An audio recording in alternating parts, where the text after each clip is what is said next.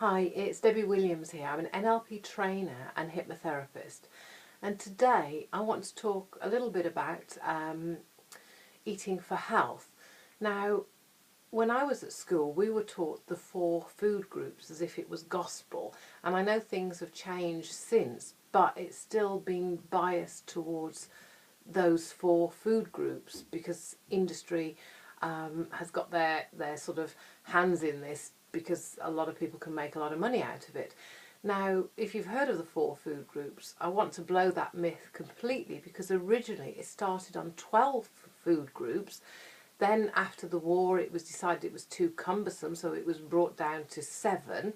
And then, just as I said, after the war, it was decided that, because countries had to do without certain foods, that let's make it simple. And the governments in the UK found money to get sort of what they described first-class protein out to the masses. And that's the onset then of factory farms and why, there's so much availability of chicken at such a small money that it's really is sort of so cheap. Of how on earth can they do this? And one of the beliefs were, when we had the 4 foods overnight, sort of meat and dairy are 50% of what we should be eating according to that. And we're now finding out the repercussions of that, because in the West, 1 in 3 will get cancer, 1 in 2 will get heart disease, because these high fat animal proteins is too much for our system. If we look at sort of rural China, they get 7% of their protein from animal sources, and in rural China, for example, their breast cancer rate is between 400 and 500% lower than ours. But unfortunately they're following us and they're aspiring to eat meat as we do. Yet original studies on meat, get your protein, was done on rats, and they discovered that if they gave rats sort of a high protein diet, they grew faster, so that's why we should have protein. But they neglected to tell us that they actually died quicker as well.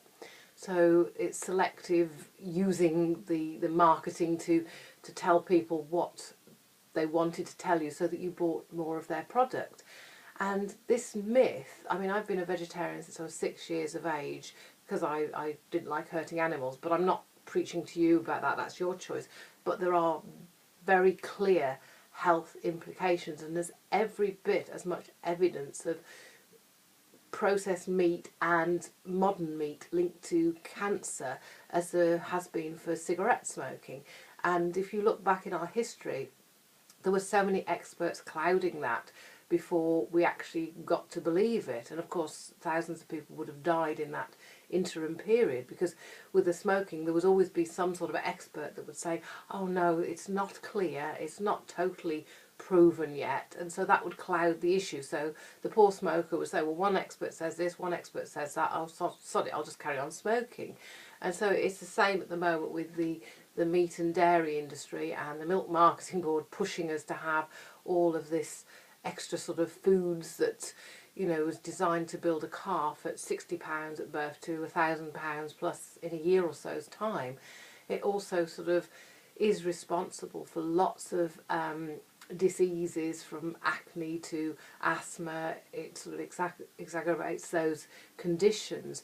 There's a chap, Robert Cohen, www.notmilkman.com, who has an A to Z with scientific backing of everything that sort of milk has a negative implication on. And when you think about it, if it's designed to build a cow that quickly, what's it doing to our system? Because we've took a cow who would produce up to sort of 3 litres a day, she can produce up to 30 now, because we've interbred, selective breeding, drugs, hormones, and as soon as she drops a calf we impregnate her again very shortly afterwards. So it really is a production line, and we have to question, what on earth is it doing to us when we're drinking this product?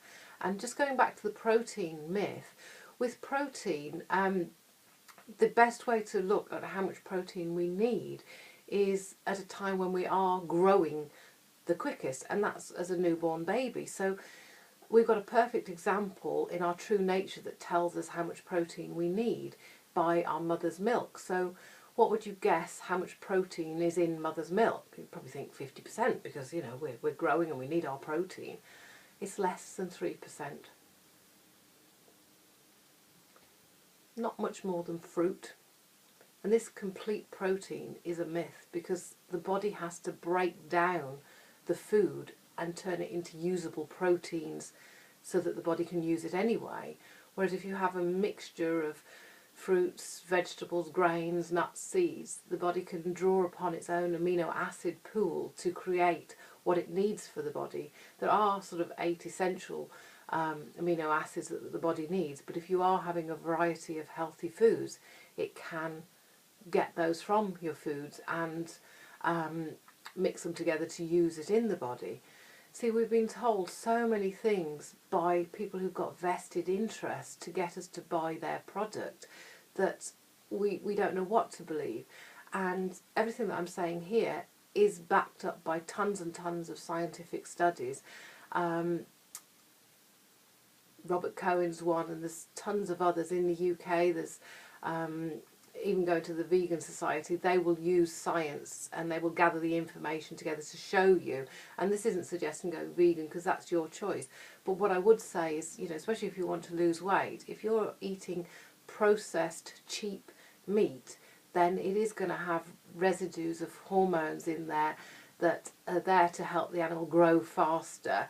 And what is it doing to you? So if you are going to eat meat, then eat less, like what we did a couple of 100 years ago, and choose the very, very best, because then at least you'll know that you're putting good food into your body. And, you know, I believe that, you know, some human beings do need meat to survive because it feels like it's part of their makeup. I'm not one of them. But, you know, if you choose the meat that you have that you know is a clean source, then it can feel good on so many levels because you're giving your body the best that it needs. And also, you know, if you're eating processed meat products, you don't know what else is added to it that can trigger off all sorts of, you know, addictive cravings and stuff, because they put stuff in there to make you want to eat more, and they educate you, oh, you know, this is good. Yet sometimes when you actually taste the food and you taste it with an open mind, you realise that actually it's not all that. Anyway, it's great talking to you today. Bye now.